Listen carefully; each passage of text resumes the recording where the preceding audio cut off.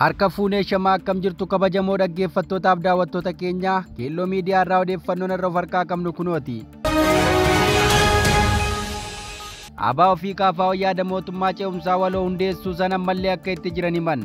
Torbee muraasaan dura paartileen siyaasaa Koongireesii Federaalawaa Oromoo fi Adda Bilisummaa Oromoo marii guyyoota lamaaf abbootii gadaa jaarsolii biyyaa fi dhaabbilee siiviikii waliin ta'aniin booda ibsa ejjennoo yaadaawwan jajjabaa hammatan baasuun isaanii ni yaadatama. Ibsa ejjennoo kanarrattis rakkoo amma Oromiyaa keessatti adeemaa jiru jibbaatatti godhuuf mootummaa ce'umsaa waloo hundeessuun akka barbaachisuu fi qabsoo hidhannootti ka jiru waraanni bilisummaa Oromoos kanatti qooda akka fudhatu kan akeeku ture. Dura ta'an kaafaa Piroofeesar Mararaa Guddinaa marii guyyoota lamaa sanaan booda ijoo marii isaanii fi yaadota furmaataa akeekaman kana mootummaatti dhiyeessuun adeemsicha akka itti fufu dubbatanii ture. Dhibbuma sana ammoo hoogganaan biiroo kominikeeshinii mootummaa naannoo Oromiyaa obbo Haayiluu Addunyaa dhimmi mootummaa ce'umsaa waloo fi yaada furmaataa jedhamee kaafaa of abaa'oon dhiyaate waan fudhatama hin qabnedha jechuun VOA'tti dubbatanii ture. Eegasii gama mootummaatiin dhimma kanarratti wanti jedhame hin jiru. Marii guyyoota lamaaf hoteela Ililliitti taa'amee ture sanarratti kan hirmaatanii fi hoogganaan kominikeeshinii dhaaba kaafaa obbo Sultaan Qaasim dhimma kanarratti madda oduu kanaa BBC'tti dubbataniiru. Ka'umsa yaada marii waloo paartilee lamaanii fi qaamolee hawaasaa adda addaa hammatee gaggeeffame kun hooggantootuma dhaaba isaaniitiin akka itti himamee fi baasiin kora kanatti ba'ees maddi isaa eenyurraa akka ta'e quba akka hin qabne himu. Hawaasni marii sanarratti hirmaate cuunfaa marii fi yaada furmaataa keenya uummata biraan gahaa irratti mari'adhaa jedhe. Kanaaf dhaabni lamaanuu yaada kana galmaan ga'uuf sochiitti jiru jedhan. Haa ta'uutii malee mariin sun erga taasifamee torbeewwan muraasni darbus cuunfaan marii sanaa fi dhimmi yaada furmaataa jedhamee dhiyaate hanga ammaatti mootummaatti dhiyeessanii akka hin haasofne dubbatu. Ibsa tibba sana karaa biiroo kominikeeshiniin jedhameen dhageenyeerra waanuma eegamu isaan ejjennoo akkasii qabaachuu maluu jedhu. Nutis gaaffii sabaa gaafachuu adeemsa kennanii fudhachuu jedhuun itti fufnee kadeemnu ta'aa jedhan. Hanga ammaatti yaadichi mootummaaf dhiyaachuu baatus fuulduratti akkuma biiroon kominikeeshinii jedhe yaada furmaataa keenya kun yoo fudhatame tarkaanfiin itti aanu dhaabni lamaan waloon kan murteeffatan ta'a jechuun dubbatan. Rakkoon biyya keenyaa waan torbanootatti furmaata argatu miti ka jiran namni kun rakkoo wal xaxaatu jira. Kanaaf torbeewwan keessatti furmaata argachuu qaba jennee waan jarjarruuf hin jiru. Yeroo fudhatee rakkoon Oromiyaa keessaa furmaata siyaasaa argachuu qaba jennee yaannaa jedhu. Tattaaffiin amma dhaabonni siyaasaa lamaan taasisaa jiranis rakkoo Oromiyaa keessaa kana furuuf carraa harkaa dhibba qabna ka jedhu osoo hin taane carraa xiqqoon harka 10 taatullee yoo jiraatte yaaluu qabna ejjennoo jedhu qabna jechuun obbo Sultaan dubbatan. Gama biraatiin filannoo biyyaalessaa Itoophiyaa itti aanuuf yeroo waggaa tokko ta'utu hafee jira. Mariin ammaa dhaabonni siyaasaa Oromoo taasisan kun filannoo as adeemaa jiru kanaafuu haala mijataa uumuuf kan gargaaru akka ta'e itti himu. Filannoo haqa qabeessa gaggeessuudhaaf jaarmiyaaleen diimokiraasii bu'uura ta'an riifoormii taasifamuu qabu ka jedhu ijoo marii keenyaa ture. Filannoo dhufu kanaan dura mariidhaan furmaata argachuu qaba jennee ka yaannu kanaa jedhanii jiru.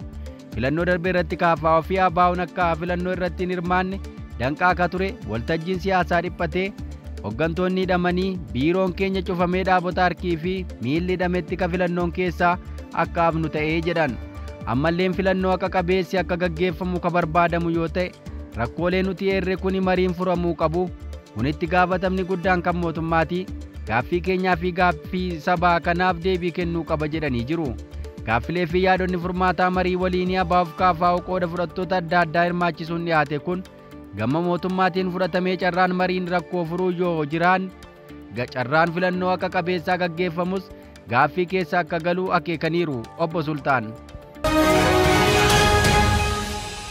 Oduu keenya itti aanuun Itoophiyaa fi Eertiraan himanni yakkaa akka itti baname gabaafame. Namoonni waraana Tigraay irraa lubbuun hafan Jarmaniitti qondaaltota Itoophiyaa fi Eertiraa irratti himannaa yakka waraanaa banuu isaanii himameera. Namoonni waraana Tigraay keessatti gaggeeffamaa ture miidhamanii lubbuun hafan 8 abbaa alangaa mootummaa federaalaa Jarman waliin himannaa yakka waraanaa banan. Himannaa kanaan qondaaltonni mootummaa fi waraana Itoophiyaa fi Eertiraa 12 yakka waraanaa fi yakka namoomaa raawwachuun himatamaniiru. Himanni kun dhaabbata tarkaanfii seeraa addunyaa fi giddugala heera mootummaa fi mirgoota namoomaa Awurooppaatiin qophaa'e. Kunis qajeelfama aangoo waliigalaa Jarman yakkoota idil addunyaa biyya alaa keessatti raawwataman akka himatan hayyamuun dhiyaate. Himannaa kana ka dhiyeessan hojjetaa gargaarsa namoomaa duraanii fi qondaala bulchiinsa yeroo duraanii dabalatee namoota 8 ta'uu tarkaanfii seeraa addunyaa ibseera. Hirmaattonni kunniin akkuma namoota akkuma dhibbaan lakkaawamanii biroo miidhaa saalaa, seeraan ala hidhamuu, dararaa fi beela kan isaan mudate si'a ta'u hanga ammaatti haqaa akka hin arganne dhorkamaniiru. Hirmaattonni tokko tokko yeroo ammaa Jarman keessa akka jiraatan yoo ta'u, abbaan alangaa mootummaa federaalaa Jarmanii yakkoota kana irratti qorannoo akka gaggeessu gaafachuu isaanii ibsame. Akka tarkaanfii seeraa addunyaa jedhutti waraanni Tigraay sadaasa bara 2020 eegale dirqamaan balleessuu, uggura gargaarsa namoomaa, ajjeechaa, miidhaa saalaa, dararaa fi hidhaa seeraan alaa dabalatee gochoota ammeenyaa raawwatamanii jiru. Himannaan baname kun akka jedhutti sarbiinsaa fi miidhaa baay'inaan humnoota Itoophiyaa fi Eertiraa akkasumas gareewwan milishaa isaan waliin michuu ta'anii lammiilee nagaa Tigraay irratti raawwatame. Haa ta'u malee dhaabbatichi qaamonni waldhabdee kana keessatti hirmaatan biroo fi namoonni nagaa saba biroo irraas miidhamuu ibsee jira. Dhaabbatichi namoonni waraana kanaan lubbuu dhaban namoota 300 haga 800 gidduu tilmaamuu jedhe.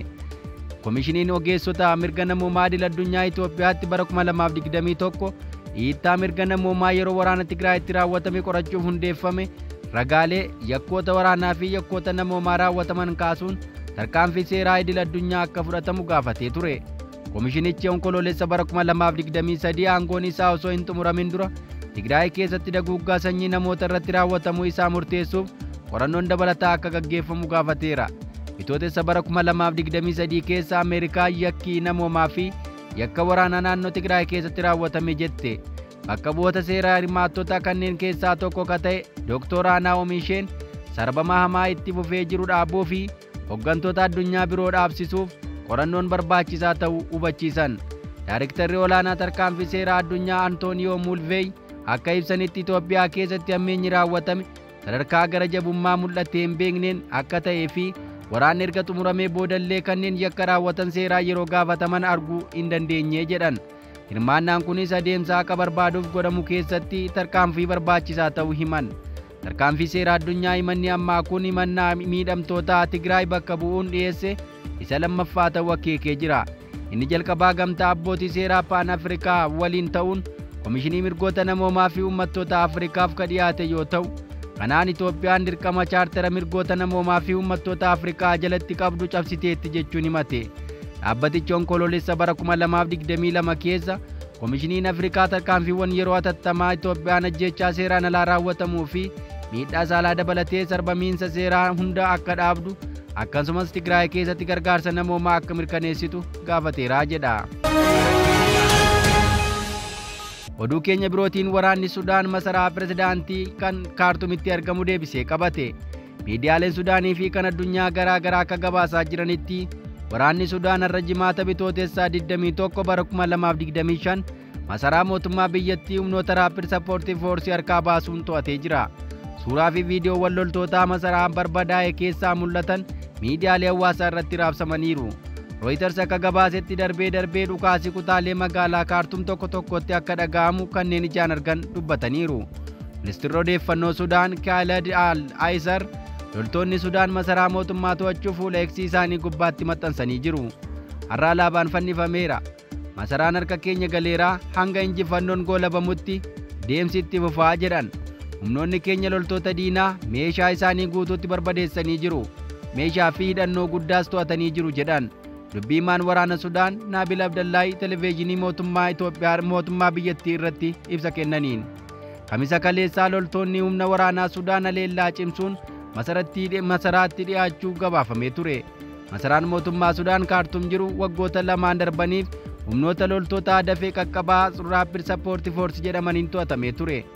AFP'n akka gabaasetti waraanni Sudaan konkolaattota waraanaa garee Raapid Sappoortii Foorsii walumatti 30 ta'an magaalaa keessaa gara kibba ba'aa turan barbadeesseera. Waraanni Sudaan saffisa olaanaan gara magaalaa teessoo biyyattii Kaartum imalaa jira. Waraanni Sudaan eebila bara 2023 kan eegalame yoo ta'u, lolli sun waraanni Sudaan garee lamatti wal qooduun tokko hoogganaa waraana biyyattii Jeneraal Abdul Fattah al-Burhaanii fi kaan ammoo Jeneraal Hamdaan Dagaloo hoogganamuun wal waraanaa turan. Dhaabbanni fayyaa addunyaa waraana kanaan hanga har'aa yoo xiqqaate namni 20,000 ta'uu dhumu hima. Kun ammoo hanga 150,000 akka ta'an dhumu akka hin oolle tilmaamu. Dhaabbanni mootummoota gamtoomanii akka jedhutti namni miliyoona 10 ta'u sababa waraana kanaan buqqa'eera. Waraanni biyyattii poortii Sudaan irraa qabatee hojii mootummaa dalagaa ture. amma humni waraanaa biyyattii masaraa biyyattii magaalaa guddoo Kaartum to'achuu isaa ibsameera. Egaa dhaggeeffattoota keenya odeeffannoon irraa of harkaa qabnu kanan gaammaa dhaggeeffattan ture qophii keenyaaf waliin turtii gaarii.